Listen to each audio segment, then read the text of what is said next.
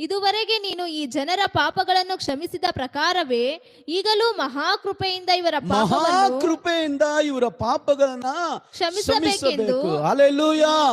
ಎಷ್ಟು ಜನ ನಂಬ್ತಾ ಇದ್ದೀರಾ? ದೇವರ ಕೃಪೆ ನಮ್ಮನ್ನು ಉಳಿಸಿದೆ. ಕೈಗಳ ತಟ್ಟಿ ದೇವರಿಗೆ ಸ್ತೋತ್ರ ಮಾಡಿ. ದೇವರ ಕೃಪೆನೆ, ಯಾವ ಔಷಧಿ ಅಲ್ಲ, ಯಾವ ಮನುಷ್ಯರಲ್ಲ. ಕೈಗಳ ತಟ್ಟಿ ಹೇಳ್ರಿ, ದೇವರ ಕೃಪೆ ನಮ್ಮನ್ನು ಉಳಿಸಿ ನಮ್ಮನ್ನು ಕಾಪಾಡಿ ಈವರೆಗೂ ನಮ್ಮ ಕುಟುಂಬನ ನಡೆಸ್ತಾ ಇರೋದು ದೇವರ ಕೃಪೆಯೇ. Hallelujah, hallelujah. ಎಷ್ಟು ಜನ ಸಂತೋಷವಾಗಿದ್ದ? ದೇವರ ಕೃಪೆ ಸದಾ ನಮಗೆ ಸಹಾಯ ಮಾಡುವಂಥದ್ದು. ದೇವರ ಸಹಾಯ ನಮಗುಂಟು. ಆಮೇನ್.